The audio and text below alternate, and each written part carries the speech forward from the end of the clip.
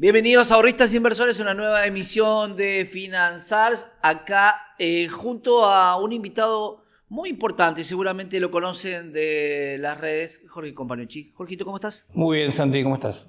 Bien, ¿cómo te definís? Porque sos director de contenido de TMG, pero ¿cómo te definís vos? Porque algunos te definen, ¿no? Sí, sí.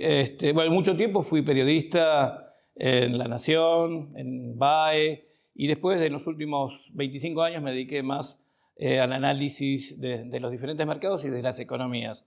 En realidad, mi base podría decir que soy un analista poco común, que con herramientas propias trata de anticipar mercados en función de los flujos de inversión que rodean al mundo, porque en definitiva el mundo vive una gran burbuja de liquidez y quienes están por encima nos pueden anticipar qué es lo que puede suceder en las economías y en los mercados. Bueno, eso lo vamos a ver porque a ustedes inversores les decimos que el mundo no se limita ni a la Argentina ni tampoco a Wall Street, porque el mundo está integrado por un montón de economías emergentes y economías que están en constante desarrollo y flujos que están en constante desarrollo, y el análisis que hace Jorge es fundamental. Pero quiero ir a mi primer tema, que es muchas de los tweets que vos ponés tienen como lo que llamamos yo cine catástrofe. Crisis, crash. ¿Te gusta eso? Cuando eras periodista lo usabas. ¿Fue parte de los problemas también de contar si venía algo malo? Bueno, de hecho, para citarte un ejemplo, dos ejemplos. En el año 97, cuando estaba en La Nación, publiqué que todos los procesos de suba de impuestos a los autos diésel, ciertos gravámenes que iban a afectar notablemente a la industria automotriz, iba a permitir que Sebel, que hacía poco que ya estaba en la Bolsa de Comercio, tienda a desaparecer en pocos años. Bueno, yo te diría que se juntaron fuerzas de inversores mayoritarios porque pensaron que eso era una posición, podemos decir, inductiva a mostrar una caída en los precios de las acciones, cosa que no fue, porque gran parte de las casas de inversión del exterior citaban prácticamente lo mismo y en poco tiempo desapareció. Y lo mismo, lo más reciente, fue cuando en Forbes, en abril del 2018, señalé que era tiempo de salir de la Argentina y que iba a dar inicio el comienzo del ciclo de la corrida cambiaria en nuestro país, producto de las tensiones geopolíticas entre Estados Unidos y China, una guerra comercial que iba a generar el comienzo de una aceleración del tipo de cambio. También citábamos una situación a que, como yo soy apolítico, yo trato de vislumbrar lo que va a suceder en la economía y en los mercados para ayudar a los gobiernos de turno. También fue tildado con muchas críticas, cosa que, en definitiva, después, los 2 años siguientes del gobierno de Macri mostraron una crisis que para muchos fue sorpresiva. Claro, hablamos de Sebel, muchos intereses creados, de hablar de una compañía que puede llegar a cerrar y que finalmente lo hacía, era tocar intereses muy importantes y de gente muy importante. Exactamente. Hablabas del 2018, hablabas de los ciclos, y quiero que hablemos un poco, vamos de lo general a lo particular para que luego lleguemos a la Argentina. ¿Cómo estás viendo el mundo? Porque me hablabas de Estados Unidos y de China, esa rivalidad nunca terminó, pero hoy el mundo está diferente, sobre todo con lo que tiene que ver con lo bélico. Hay muchas situaciones de tensión que no solamente están en Medio Oriente, sino también va a existir algún conflicto en Venezuela y algunos conflictos en otros lugares, más allá de los de Rusia y Ucrania. ¿Cómo estás viendo el mundo a nivel global y flujos que se van moviendo? Bueno, en primera instancia yo te podría decir que los mercados anticipan. Mucho hubo de tensión en las últimas semanas cuando se hablaba de estas tensiones entre Irán, entre Israel, y los mercados no demostraban eso. Es más, he tenido una charla contigo en otro medio diciendo de que los mercados no anticipan esa tensión como todos estaban esperando. Y diferente fue cuando yo en septiembre del 2021 citaba que la secuencia del petróleo y de manera conjunta con el desenvolvimiento de la secuencia dinámica del dólar en Rusia nos anticipaba un evento tal vez entre 6 a 7 meses con respecto al petróleo a Rusia. Pero ¿qué pasa? La última vez que había sucedido eso fue cuando tuvimos la tensión en Crimea, una situación muy parecida con Ucrania en otro momento. 2014. 2014. Entonces, nos estaba anticipando esa tensión. Entonces, cuando allá por inicio de febrero decían que las tropas rusas se retiraban, yo decía todo lo contrario. Miren que en las próximas semanas la secuencia del petróleo y del rublo mostraban ese evento, que en definitiva sucedió. Ahora yo te digo, hoy por hoy estás en un proceso, podríamos decir, más general de avance en esa tensión geopolítica, tanto como el deterioro de las economías, de los mercados. La geopolítica es lo mismo, es un evento a cuentagotas. Si vos me preguntás cuál es el mayor evento que veo hacia adelante, iba a ser, en definitiva, por la secuencia que hay en las monedas de Asia, el evento de que en algún momento no muy lejano China va a tender a atacar a Taiwán. Entonces, esa es una posición que era uno de los anticipos que había señalado para estos próximos 2 años, que es una nueva crisis asiática 2, como la que vivimos en el 97, pero esta vez por argumentos geopolíticos. Tengamos en cuenta que hablar de Taiwán es hablar de lo que hoy es el petróleo en el mundo de hace 40 años atrás, que son los semiconductores. Una guerra en Taiwán generaría un colapso a nivel económico de abastecimientos para la industria, algo que vivimos en cierta manera cuando tuvimos la pandemia. Así que no es accidental que hoy por hoy en los Estados Unidos Wall Street esté simplemente, te podría decir, sostenido artificialmente, porque acá hay una realidad. Los mercados en el mundo, como lo conocimos hace 20, 30 años, desaparecieron. La masa crítica de inversores ya no está más. Es 2 fondos, BlackRock, Vanguard, son los que prácticamente concentran las operaciones. Mi especialidad también es parte de eso, de ver cómo estos fondos manejan el ajedrez de las finanzas moviendo sus flujos de inversión. Por eso que cuando vos ves que solamente una acción como Nvidia es el sostenimiento de empuje del mercado, cuando esto es prácticamente como un juego de póker, o sea, te empujo a Nvidia y te doy desde otros sectores. Bueno, esto es lo que ha sucedido en los últimos años. Si vos te pones en referencia, es imposible retrotraernos en el tiempo que 27% del Standard & Poor's esté concentrado en 5 empresas. Entonces, eso no es un índice. En este punto quiero recordarte que podés ingresar a Finanzars VIP, un servicio de suscripción como Spotify o Netflix, donde vas a recibir de la mano de nuestros expertos análisis de mercado, las noticias más importantes de lo que ocurre y cómo actuar en consecuencia para cuidar tu plata. Seguimientos de una cartera de inversión aclarando qué se compra y qué se vende. Ya llevamos ganado más del 400% en los últimos 12 meses. Informes semanales y mensuales. Encuentros semanales con ayuda de profesionales para aclarar todas tus dudas. Todo esto y mucho más a través del WhatsApp por mucho menos de lo que vale un café por día. Si querés probar el servicio, tenés el enlace en las tarjetas y en la descripción de este video. Ahora, hablando de póker, de alguna manera hay ciertas jugadas en póker que se llaman bluff, que es como el engaño, ¿no? Sí. Esto que vos estás marcando. Y dentro de este engaño te pregunto, porque hay una noticia muy reciente o una idea de que estos 2 grandes fondos crearían en Texas un mercado paralelo, directamente con los fondos que tienen ellos, diciendo, bueno, en vez de usar a Wall Street como base, usaríamos Texas como un mercado nuevo creado solamente por estos fondos. ¿Esto puede tener algún tipo de impacto en el resto de los mercados? No. De hecho, también se está hablando de operar las 24 horas. O sea, de que Wall Street no corte durante todo el día, en cierta manera, tratar de abastecer igualdad con las criptomonedas. O sea, al haber ya una proliferación tan amplia de ETFs de criptomonedas, el hecho de que solamente cotiza en el horario de Wall Street genera a veces un gap, un salto de un día para el otro, si durante la noche hubo algún evento. La realidad es que yo te diría que no. pero demuestra, desnuda lo que es el mercado. El mercado ya no es lo que conocimos. Cuando nosotros empezamos a tener esta burbuja de liquidez, comenzaron a proliferar los ETFs de los índices, ETFs de sectores. Ahora ya tenés ETFs de acciones.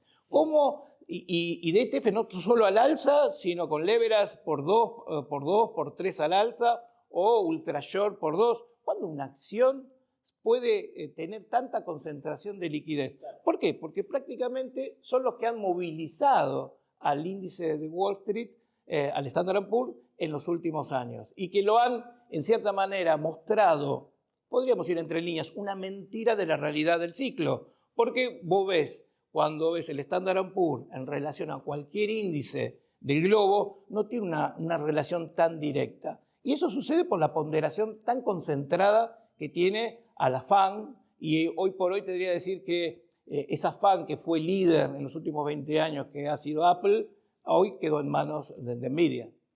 Las famosas Facebook en su momento, Apple, Google. Sí, yo digo que son acciones reguladoras. O sea, cuando has tenido, yo te doy un ejemplo, has tenido hace 20 días atrás el balance de Intel que ha sido un coloso toda la vida, que ha estado en cualquier tipo de portfolio en los últimos 30 años, la acción cayó 19%.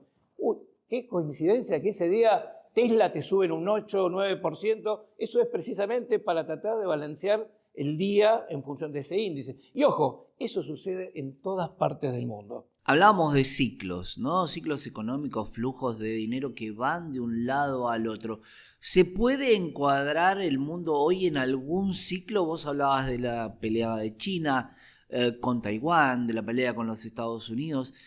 ¿Hay alguna corrección de estos flujos? Por supuesto que no creo que hacia mercados emergentes, todo lo contrario. ¿En qué ciclo estamos? Mirá, el mercado emergente está en un ciclo de depresión. Sucede que el boom de los mercados emergentes fue en el final del ciclo de los desarrollados. El problema también se ha generado que después de las crisis del 2001, de las .com, vos venías de 10 años sin regulaciones, la entrada de dinero, de liquidez, tanto en los mercados desarrollados como en los emergentes, no te preguntaban de dónde venía el dinero. O sea, el evento que generó el ataque a las Torres Gemelas, dijeron, paren, vamos a ver de dónde viene, porque esto puede ser dinero del terrorismo, de lavado. Y entonces, ¿ahí qué fue? Empezó a achicarse los flujos de inversión hacia los Estados Unidos y al resto de los mercados, y los mercados emergentes fueron los que más lo padecieron. Por esa razón, en cierta manera, hoy los diferentes mercados en el mundo tienen cada vez más una penetración de los diferentes gobiernos. O sea, vos fíjate en Argentina, el mayor operador, el mayor actor del mercado es el ANSES. O sea, hoy el ANSES, si quisiera salir de la posición que tiene, no puede porque es un mercado muy chico. No hay liquidez para ese fondo. Exactamente. Y ese ANSES es funcional para los diferentes gobiernos de turno y a veces, entre comillas, para no pecar de ingenuos, también para algunos negocios personales de los diferentes políticos. Esto es importante. ¿Por qué? Porque no puede ser que esté en manos el destino de una tendencia de un mercado en función de una alta concentración de quién decide si mañana el contado con liquidación tiende a bajar o tiende a subir. Bueno, esto sucede en todas partes del mundo. Claro, a veces nosotros estamos más expuestos, ¿no? Por ser un mercado un poco más chico. Quería preguntarte respecto a otras economías y a la política en general. ¿Por qué? Porque vimos una caída muy grande en México a raíz del éxito de Claudia Sheinbaum, una representante izquierda, la primera mujer presidenta de México, y unas interminables elecciones en la India que también arrojaron bajas. Y vamos a ver en octubre una elección muy peleada entre Donald Trump seguramente y Joe Biden, donde hay carpetazos respecto de la justicia por ambos lados. ¿Crees que eso puede llegar a cambiar algún ciclo o los ciclos ya están tendidos y esto puede llegar a morigerar un poco o no? Mirá, podría decir que para el operador común, para la sociedad, eso va para los medios. O sea, la situación ya está prediseñada. Yo hace 4 meses atrás estaba advirtiendo que ya había comenzado el proceso de caída de los mercados emergentes. Te diría que por fechas había señalado que la segunda quincena del mes de diciembre había sido el tope del rally de todos los emergentes, sobre todo en Sudamérica. Vos lo que has tenido en México han sido 5 meses de lateralización, un rectángulo de distribución para poder después el desenlace. Lo mismo ocurrió en Brasil. Brasil está en mínimos del año. Argentina lo mismo. ¿Por qué? Porque si bien el rally terminó, vos fíjate una cosa, en noviembre vos tuviste el gran comienzo del rally después del triunfo de Milei. ¿Fue Milei quien gestó ese rally? La respuesta es 100% no, porque cuando vos ves el rally que evidenciaron nuestros activos, son los mismos que evidenciaron en México, en Chile, ¿entendés? En Brasil. Entonces, no fue Milei, fue ese fondo que concentra la actividad en nuestro mercado en Latinoamérica, que va moviendo sus fichas. Por eso que el problema es que en Argentina vas a encontrar operadores que miran su propio ombligo. En 1994 señalaba en una reunión, yo era mucho más joven que hoy, recién empezaba, pero en una reunión en el Alvear, en el Hotel Alvear, de los grandes analistas del mercado. Y todos hablaban, te estoy hablando del mes de agosto, todos señalaban de que, de que la economía iba muy bien, que los balances iban a venir muy bien. Y yo advertía, yo estoy observando cómo se están moviendo en la región, que México puede llegar a tener problemas y afectarlo notoriamente hacia fin de año. Efecto tequila, si exactamente. Y me decían, pibe, no pasa nada. O sea, Argentina está sólida, tiene convertibilidad, la economía va pujante, no puede ocurrir nada. Esos mismos analistas, yo en ese momento me llamaron para hacer la suplencia de Roberto Sica en la Bolsa de Comercio durante el mes de diciembre al mes de marzo, justo enganché todo el tequila y a veces me cruzaba con estos analistas y me decían, y estamos viendo la manera de ver el rebote que pueda gestarse para poder salir. Entonces, hay que ser más integral. O sea, no podemos conformar una posición unilateral de un instrumento, de una economía, porque existe globalización, más allá que existe toda una corriente ahora que hay una desglobalización. Prácticamente en los últimos años se ha hablado mucho de salir del dólar, porque el dólar va a colapsar y es todo lo contrario. O sea, cuando uno ve el Foro Económico Mundial, que hacía hincapié a esto, a las energías limpias, a focalizarse en China, todos los que siguieron esa corriente hoy están casi quebrados, porque todas las acciones de coches eléctricos, las de uranio, incluso China, colapsaron en los últimos 2 años. Entonces, mucho cuidado, porque lo que hay que hacer es tener una visión de mercados y de economía, pero en función del resto. Claro, ¿cómo manejás? Hay una película muy conocida en las plataformas que se llama No mires para arriba. Algo así como está por llegar un meteorito y alguien lo descubre y tiene problemas por plantear qué es lo que va a pasar. Te sucede constantemente porque hay algunos que lo que vos planteás dicen, bueno, pero sos un agorero de lo malo que viene. No es tan así. El problema es lo siguiente. Vos lo podés fundar en... Si yo veo un gráfico ahora, vos me mostrás hoy un gráfico, me doy cuenta de estos ciclos donde puede venir un crash. Tu último tweet es sumamente impactante. Hablabas de un crash global. Sí, con concentración en mercados emergentes. Si podemos ver ahora uno de los gráficos de esta semana, que es en función de la decisión del Banco Central Europeo, que recortó sus tipos de interés en 25 puntos básicos al 3,75%, esto se nos está anticipando que lo peor está por venir. ¿Y por qué? Porque precisamente la última vez que comenzó una secuencia de recortes de tipos de interés fue hacia entrado el clímax de la crisis subprime y que nos llevó a la quiebra de Lehman Brothers y la crisis financiera internacional. Anteriormente, su última, se puede decir también, decisión de ciclo de caída de tipos de interés fue entrada a la crisis de las .com en el 2001. Entonces, cuando los bancos centrales tienden a reducir su tipo de interés, como el caso del Banco Central Europeo, nos está anticipando problemas en mercados y problemas en las economías. ¿Eso que nos va a llevar? A una nueva aceleración del dólar en el mundo. Por eso ese balancín que existe entre una economía y otro es lo que desempeña el ciclo del dólar. En el día de hoy, este día viernes, se conoció el dato de empleo de los Estados Unidos, un dato sumamente robusto que hizo gestar el salto del DXY, que es el índice del dólar, en un 0,50%. Esto es más que apoyar lo que ya han dado inicio, esta salida de flujos de mercados emergentes, que lo viste, como bien decís, en la caída de México, en Brasil y en la Argentina. Yo señalaba, con respecto a la Argentina a principios de año, en nuestro anuario, que Milei no iba a tener un segundo semestre. Y no lo iba a tener como él lo iba a esperar, precisamente porque iba a tener un shock externo. Ese shock externo comenzó en el mes de mayo y va a comenzar a acelerarse en las próximas semanas y meses, producto de lo que te acabo de decir.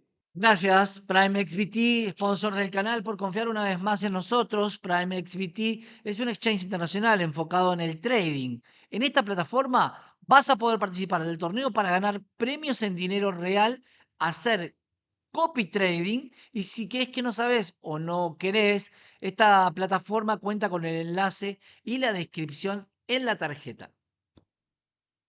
Si depositas $500 USDT, por supuesto, vas a recibir de regalo un bono de 100 USDT extras.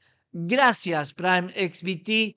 Ahora, quédate y continuamos con el programa. ¿Qué va a hacer la Fed en esta situación? Porque con la baja de tasas, ¿puede captar fondos los Estados Unidos y mantener la tasa como está? Yo creo que, hay un status quo que va a haber muchas presiones, porque obviamente es un año electoral y mucho se juega al respecto. La realidad es que cuando uno toma un punto de decisión, si es conveniente recortar los tipos de interés, yo te diría que no. Yo creo que por el momento la Fed va a seguir haciendo la plancha, porque acá hay una realidad.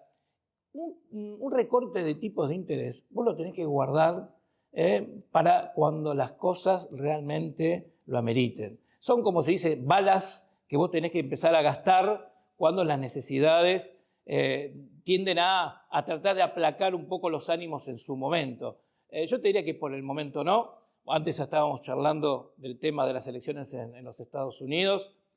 Muchos me preguntan en la consultora de, bueno, un virtual triunfo de Trump, porque como vienen las cosas en las encuestas, vamos a ver después en qué quedan estos litigios personales con la justicia, pero un virtual triunfo de Trump sería un muy buen augurio para Milei por la sinergia que hay entre ambos, por la corriente política de ambos. Yo diría todo lo contrario. Donald Trump podría gestar la segunda vuelta, la segunda rosca de esa corriente de tensión geopolítica con China, con más suba de aranceles y proteccionismo hacia su industria. Entonces, eso es notoriamente mucho más grave para nuestro país y para la región. En este concierto de problemas no está Argentina, está todo Sudamérica. Y esto se debe a que hemos tenido muchos años de bandera roja por la cercanía con China mucho tiempo y su penetración en las diferentes economías regionales. Así que yo te diría que el panorama es complicado. Lo que sucede es que, también dentro de los ciclos mundiales existe un ciclo argentino, un ciclo de ADRs, un ciclo que se repite desde que fueron creados los ADRs, desde que entraron a los Estados Unidos, un ciclo de 5 años. Claro, ADRs, para dejarlo bien claro, son las acciones argentinas cotizando en el exterior, en mercados del exterior. Bueno, ese ciclo, cuando se gestó el gobierno de Macri, yo decía, mucho cuidado que íbamos a tener una segunda mitad de gobierno muy grave, porque estaba todavía dentro del ciclo de Argentina negativo, junto al ciclo emergente negativo, obviamente tuviste ese detonante. Y eso terminaba en el 2022. A partir del 2023 vos tenés un ciclo de ADRs alcista. ¿Qué quiere decir esto? Eso no quiere decir que vos vas a llegar al 2027 siempre para arriba. Vas a tener en el medio algunas crisis. De hecho, el tequila estuvo dentro de un ciclo alcista de ADRs. El mercado se comió un 70% de caída y después a los próximos años empezó a tender a subir y quedar mucho más arriba de lo que había caído. Bueno, algo parecido, entre comillas, lo podrías tener ahora, y este efecto de ciclo que digo, que esto que está anticipando el Banco Central Europeo, nos puede llevar a nuestra premisa de un proceso de crisis de junio del 2024 a junio del 2025. Y eso es muy importante, porque va a abarcar todo el periodo en donde el gobierno tiene que, en Argentina, tratar de captar mayor caudal político de cara a las legislativas. Si seguimos con esta política de ajuste, vamos a tratar de asfixiar aún más a las pymes y sobre todo al consumo de cara a lo que va a venir. Ha gobernado 6 meses Milei sin ningún shock importante. Bueno, vamos a esa tormenta que va a gravitar notablemente en su plan económico. Vamos a meternos directamente entonces en la Argentina y vamos a hacer un análisis respecto a algo que muchos en los mercados dicen, que las corrientes, creo que vos tenés un gráfico de esto, las corrientes de liquidez a los gobiernos que son, llamémoslo market friendly, se da en el primer semestre, y por eso muchos gobiernos creen que el segundo semestre es donde se va a continuar ese flujo. Sí, ¿Se dio en el 2016 esta situación? No, de hecho, hace 4 meses atrás publiqué, cuando tanto se estaba hablando, Santi, de lo bajo que estaba el dólar, el boom de los bonos, y yo decía, tranquilos, de a poco. Esto mismo sucedió cuando tuvimos un cambio de paradigma de gobierno, que fue la entrada de Macri, después del gobierno de Cristina Kirchner, y ahora Milei no digo Alberto Fernández porque tiene más penetración, yo te diría, la actuación de Massa en el gobierno que... Sí, el último año de Massa. Exacto, el último año de Massa. Y es prácticamente lo mismo. De hecho, quienes están a cargo o en el equipo económico son los mismos. O sea, cuando hablamos de Caputo, la penetración de Sturzenegger. Entonces, íbamos a tener, para mí, un déjà vu. Y así fue. En los primeros 4 meses de Macri, el dólar cayó 18%. Después de liberar, en cierta manera, el cepo, unificar los mercados. Esto mismo ocurrió ahora. 12,90 había caído de salir a flotar 16, en 14, 15. Sí, subió casi 16, después cayó. Subió a 16 y volvió a 12,90, que fue el mínimo. Y es un ciclo muy parecido a la vuelta a 1000 que tuvimos. Exactamente. Pero bueno, el problema es que la gente, lamentablemente, la Argentina no sale de este pozo ideológico por el fanatismo. O sea, uno es apolítico y entonces puede tener un filtro de los eventos que están por suceder. Entonces, como uno se independiza de la política, puede tratar de vislumbrar y aconsejar qué es lo que es más conveniente por lo que está por suceder.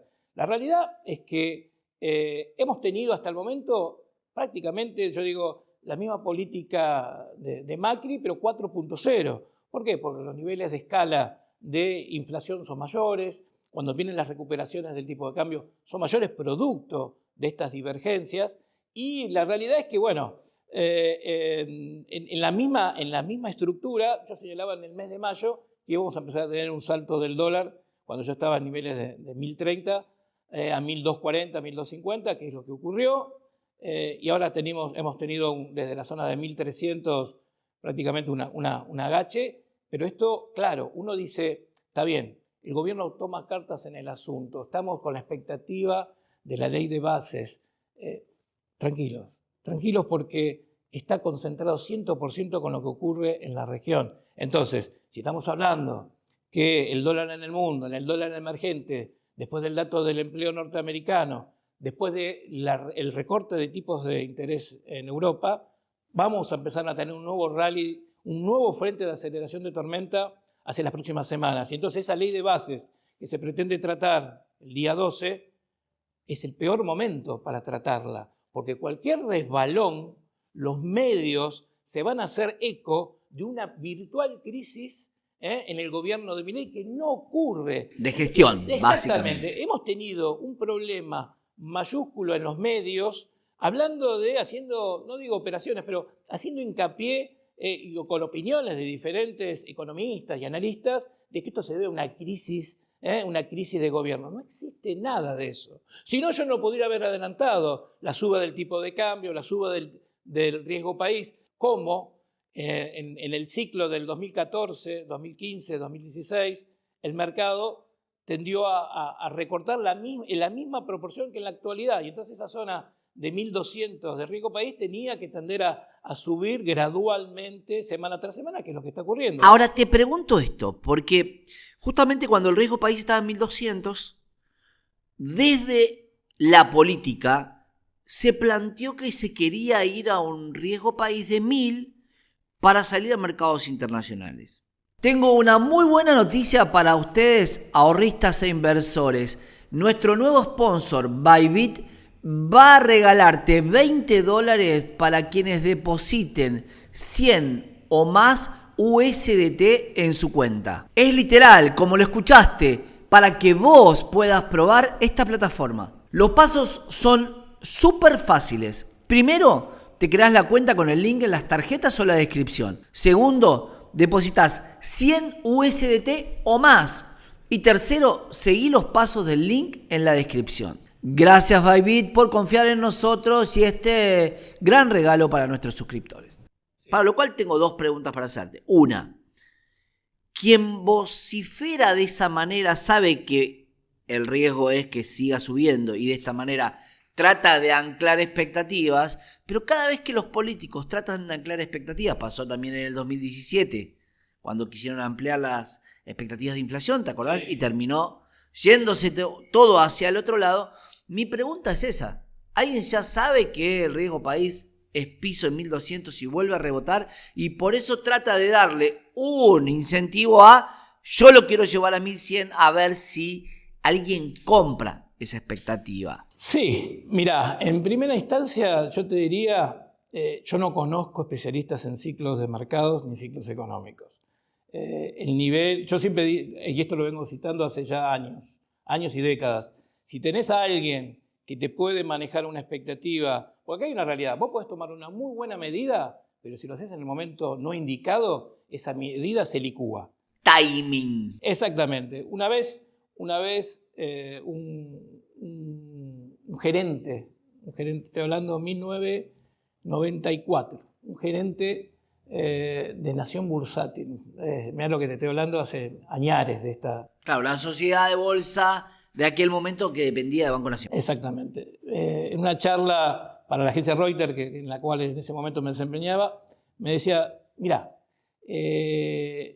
cuando uno toma medidas a nivel gubernamental, también es importante saber cuándo se toma. Y me decía en off, me decía, mira, a veces nos pregunta el ministro de Economía, en aquel momento, Domingo Cavallo, ¿cuándo veíamos un repunte de mercados? Por eso se lo defenestra mucho a Domingo Cavallo, pero para mí es una persona muy inteligente. Preguntaba cuándo los mercados podían tender a una recuperación. Entonces por ahí retrasaba una medida para desempeñarla en el momento indicado. Entonces, claro, vos ibas a agarrar el periódico y ibas a decir, mercados responden con creces a la medida del gobierno, cuando en realidad el mercado iba a tender a recuperarse y obviamente lo plasmaste en una noticia. Bueno, en la actualidad yo te diría que se toman medidas, yo veo muchas medidas a nivel personal, no veo medidas a nivel bloque de intencionalidad hacia un futuro. Veo más cuestiones que hacen, como te decía antes, a cuestiones personales políticas. O sea, decir eso es primero, o se dice con otra intención, o desconoces por completo de qué manera se desenvuelven los mercados. O sea, yo cuando esta situación que me preguntan, che, el dólar tan barato, el riesgo país, esto no, es un boom. Claro, esto sería un boom si vos tuvieras en un ciclo económico como el que tenía Menem. Menem, vos tenías un crecimiento de caudal de dinero, de activos de riesgo, con recuperación económica. O el que vivió en su momento Néstor Kirchner, cuando iniciaba el megaciclo de las materias primas allá por el 2003. Entonces, vos recordá, cuando incurrió en la política para presidente Néstor Kirchner, el establishment económico-financiero gritaba del miedo de lo que podía suceder. Pero claro, le tocó en el momento indicado entrar a la escena política y prácticamente gestó uno de los mejores ciclos de los gobiernos de la Argentina. Por eso yo digo, no es importante quién desempeña tanto un ministro, un político en sus funciones, sino en qué momento lo desempeña. Vos podés tener un muy buen ciclo y haces todo mal, y la misma corriente te lleva a un buen puerto. Ahora, haces medidas en un mal ciclo y todo lo que vos hagas te va a salir mal, como en cierta manera todo el caudal de imagen política que tuvo Domingo Cavallo la perdió prácticamente en su momento, en los últimos años del gobierno de la Rúa. ¿Por qué? Porque estaba en medio del ciclo del crash de las .com. Entonces, prácticamente no fue las decisiones de Domingo Cavallo, sino precisamente una crisis que fue de orden internacional. Sin embargo, en una oportunidad que tuve de tener una entrevista con el actual presidente de la Nación, él planteaba que el mejor ministro de Economía era Domingo Cavallo, sí, de la historia. Sí, sí. Pero me aclaró algo, el Domingo Cavallo de Carlos Menem. Exactamente. Porque decía que el mandatario tenía mucho que ver con lo que dejaba hacer al ministro de Economía. Ahora te pregunto, ¿dependemos más de los ciclos económicos del mundo que de los políticos en sí? Entonces mi gran pregunta es, ¿por qué nunca supimos aprovechar algunos ciclos económicos que favorecían a la Argentina? Porque hace 12 años que no crecemos, este año va a ser un año más que no se crece, y se plantea expectativas futuras de crecimiento. ¿Ese ciclo lo ves, un nuevo ciclo de crecimiento? Mira, yo te lo voy a citar con una frase mutada, ¿no? Es la política, estúpido. La realidad es que cuando vos tenés o sea, tú podés decir que el gobierno de Néstor Kirchner era el momento indicado para hacer las reformas estructurales de nuestro país. Vos podés decir, bueno, pero se giró más al socialismo. La realidad es que vos en el 2003 tenías tal vez otras alternativas. Podía haber sido Macri en su momento, podía haber sido Reutemann. Para mí Reutemann era el ideal para la Argentina de esa. Para los más grandes, Reutemann se quedó sin nafta, como claro, le pasaba. Iba a salir segundo, ¿no? Si salía. Iba a salir segundo, entonces, exacto. En cierta manera, yo te diría que era el ideal. Bueno, le tocó a Néstor Kirchner. Sumamente interesante, Jorge, analizar los mercados globales, ¿no? Para después poder llegar hacia la Argentina, que es lo que nosotros tenemos que medir, porque vivimos acá, porque gastamos acá y porque todo se desarrolla acá en este país. Gracias, Jorge. Por favor, un gusto como siempre. Un placer.